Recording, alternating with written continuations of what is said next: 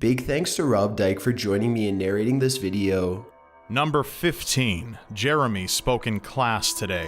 American rock band Pearl Jam has a major fan favorite in the song Jeremy. Not many people know its dark meaning and the fact it is based on not one, but two tragic true stories.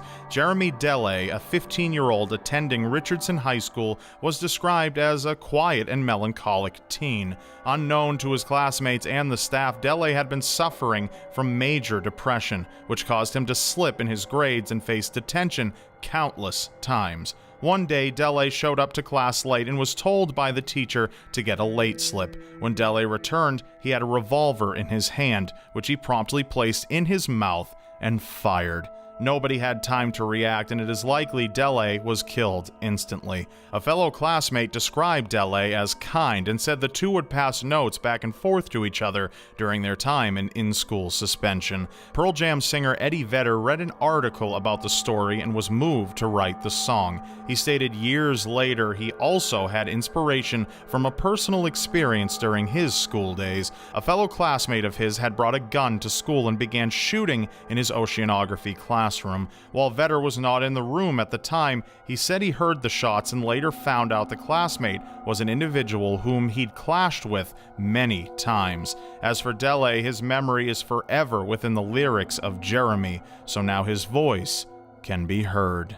Number 14. Schoolyard possession. Demonic possession is a scary but popular topic since it piques much interest. In most cases, there is one possession which usually sparks controversy, but Elsa Para Flores School in Peru saw the idea of possession happen tenfold. In May of 2016, around 20 girls attending the school began suffering bizarre symptoms, including convulsions, vomiting, fainting spells, and even foaming at the mouth. All the sufferers talked about seeing a tall man wearing black stalking them, even though no one fitting that description was around. All the girls aged between 11 and 14 were rushed to a hospital, with trucks being used to transport them quickly. A further 80 to 100 students have since suffered the same symptoms and have been rushed to the hospital. The school believes it is a series of demonic possessions from malevolent forces living in the school. Experts believe the children are either suffering the effects of some sort of drug or even a type of mold known to cause hallucinations and severe sickness. The same mold is theorized to be the cause of the claims of witchcraft in New England in the early settled days of America. The story continues to expand, and until this source is figured out, it appears Flores School will continue to be plagued by the contagious demonic possession. Number 13. The Mystery of Kendrick Johnson. A case which has caused much controversy is made even more tragic since it happened at school during class hours. Kendrick Johnson was a basketball player at Lowndes High School in Valdosta, Georgia, and was considered by peers to be very talented in the sport. On January 11, 2013, staff and students were shocked when Johnson's body was found in a rolled-up gym mat. An initial autopsy revealed Johnson had suffocated, leading investigators to believe he had climbed in to retrieve something and got stuck, unable to breathe. However, the family refused this explanation and ordered another autopsy to be conducted. This time, signs of blunt force trauma to the head were discovered, and the case became a homicide investigation. However, the case has since stood still, and no suspects have been named. Johnson's family have accused the school board and police of orchestrating a cover-up, which both institutes deny. As of 2016, there is an ongoing wrongful death suit of $100 million, which is still awaiting judgment. Whatever happened to Johnson in that gym is left to speculation, with some stating it was a freak accident and others saying it was a racially motivated homicide. Number 12. The Noose Incident. Racism is not isolated to one region of the world and unfortunately encompasses a vast geological landscape. In the South Shore of Nova Scotia, Canada, a rather disturbing case angered people across the country. In May 2016, a series of racial-motivated incidents began to occur, mostly the raising of Confederate flags by students. The most horrific and disgusting was when an African-American teacher arrived at school to find a noose hanging over his desk. CBC News managed to dig into the case, and found the racially charged incidents had been occurring since early 2015, but the school board has remained quiet and they are trying to deal with the situation. So far, the motivation behind the incidents is unknown, apart from purely discriminatory behavior. After an investigation by the school board, the student involved in the noose incident was identified and disciplined, although they have refused to comment on what was done as punishment. Hopefully, this will be the end of the South Shore racist incidents, and maybe the world can eventually put racism behind them. Number 11. Playground of Blood.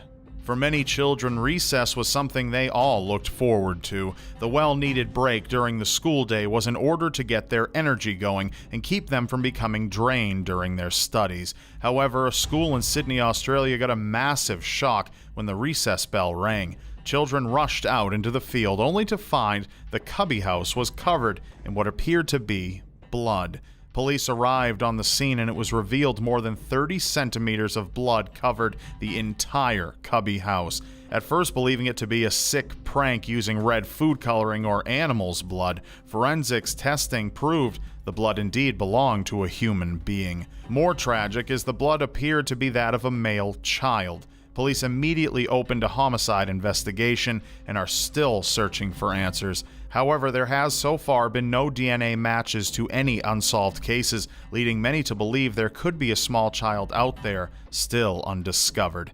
As of 2016, the case remains open but has gone cold due to the lack of significant evidence to provide a lead, leaving police and the community both scratching their heads and mourning the possible loss of an infant, the identity of whom we may never know.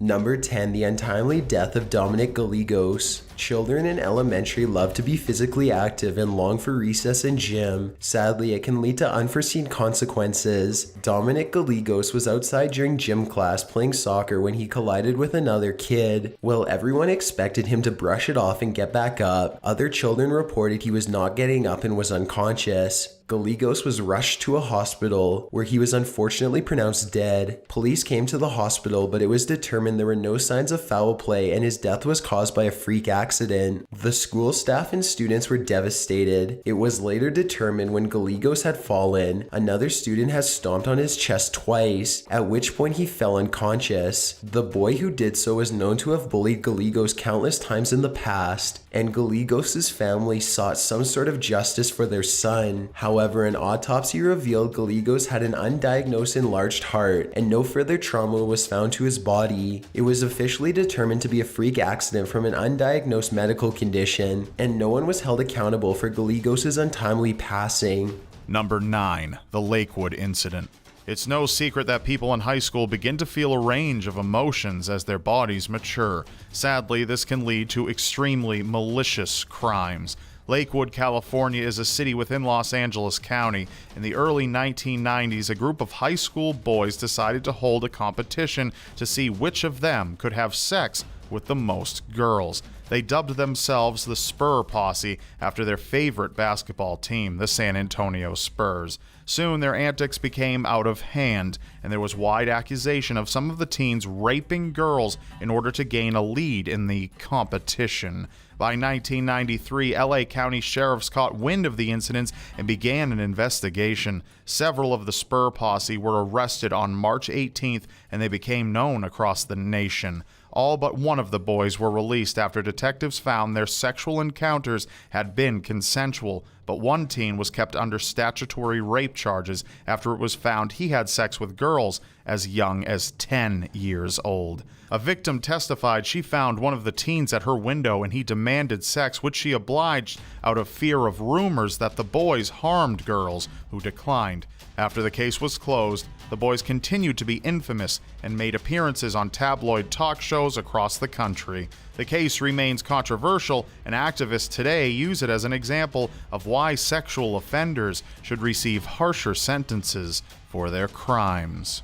Number 8. Pocatello High School's eerie residents. Pocatello is a quiet city in southern Idaho, best known by the outside world for having its flag voted the worst flag in North America. However, paranormal enthusiasts know the city for the haunted Pocatello High School. Constructed in 1892, the school has a long history and rumors of violence and foul play during its existence. The most infamous incident at the school was when two students, Brian Draper and Tori Adam Kick, murdered their classmate Cassie Jo Studdard. The high school itself is said to be home to several ghosts, with students witnessing strange apparitions and security footage capturing several entities after the doors are locked. It is not officially known who these spirits are, but there are stories of students committing suicide during school hours in the mid-20th century. The school even burned down in 1914, but people are still searching for answers in hopes of helping the spirits come to rest. Number 7. Virginia Tech's second tragedy.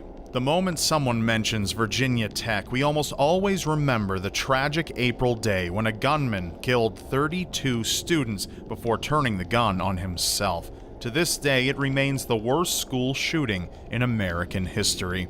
Sadly, this wasn't the end of Virginia Tech's string of tragedies. Chinese student Xin Yang arrived to begin her studies and reached out to fellow Chinese as she was alone in the country. She attended events and social gatherings with various other international students and quickly found people she considered friends. In January 2009, she befriended 25-year-old Haiyang Zhu, but this would prove to be fatal. In a shocking and horrific act, Zhu beheaded Yang with a kitchen knife in a campus coffee shop before a crowd of stunned onlookers. His motives remain unknown, as witnesses say they appeared to be smiling and no argument had taken place between them prior to the event. People who know Zhu described him as charming and kind, which leaves even more questions unanswered. Zhu was taken into custody within minutes of the murder, and he was charged with first-degree murder. As if things couldn't possibly get worse, just under 3 years later, gunshots once again rang out on the campus, and police found 2 dead in a parking lot. An officer had made a routine stop when he was shot several times and killed. An investigation later revealed the second body belonged to the shooter, and he had shot himself. Virginia Tech has remained strong through these strings of bad luck, and the campus appears to have been pulled closer together as a community.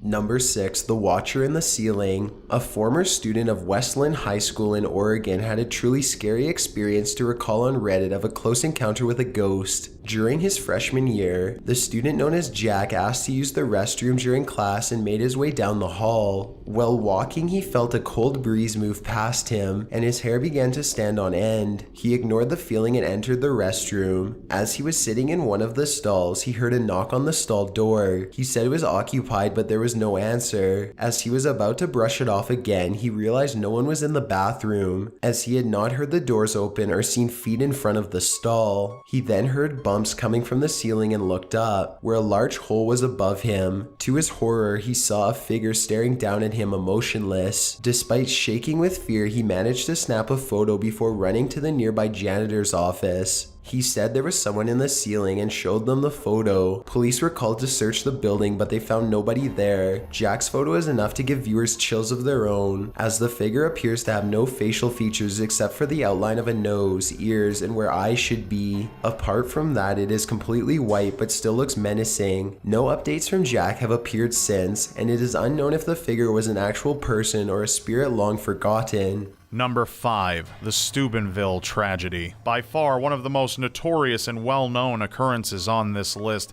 Steubenville is located in eastern Ohio. Residents, as well as the entire country, were rocked by a horrific crime in August of 2012. In the late hours of the 11th, a local high school girl, who has not been identified, was intoxicated while several of her peers sexually assaulted her. Several of the participants documented their acts through photos and videos taken from their cell phones and later bragged about the acts on social media. However, 2 of the prime suspects, Trent Mays and Malik Richmond, who were the star football players on the school team, orchestrated a cover-up in an attempt to get away with it, but by then, word had spread. Ohio authorities obtained evidence from cell phones of those present and hundreds of texts between students discussing what had happened. The victim stated she had no memory of the events, but awoke in a basement completely naked, surrounded by Mays, Richmond, and another boy. Mays and Richmond were arrested and charged with sexual assault,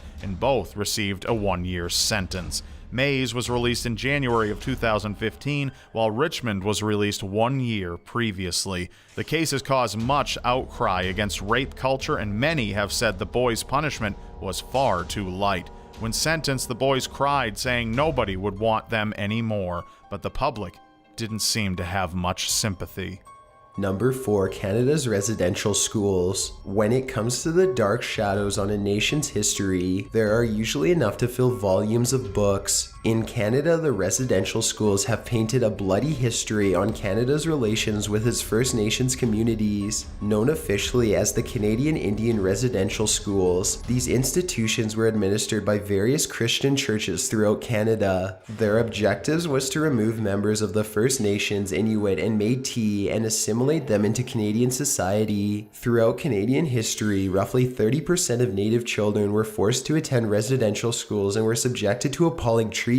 Students were forced to speak English, participate in Christian prayers, and various menial tasks such as cleaning the halls. If they refused or made mistakes, they would be punished by whipping and sometimes isolation for long periods of time. The students lived on campus in overcrowded dorms that were not properly heated and had poor sanitation. Many did not survive their stays, and the majority who did survive suffered severe psychological issues after, leading to alcoholism and even suicide. Sexual abuse was also highly present within the schools by staff. More shocking is the last residential school closed in 1996, over 100 years after they opened and decades after the conditions were discovered, albeit the conditions were dramatically improved by then. Today, the Canadian government has made efforts to reconcile with the First Nations, Inuit, and Métis communities, with the Truth and Reconciliation Committee actively working with the different bands. In June 2008, then Prime Minister Stephen Harper issued a formal apology on behalf of the Canadian government, and since then the government is working to help improve the quality of First Nations, Inuit, and Métis people, although it still meets with controversy to this day.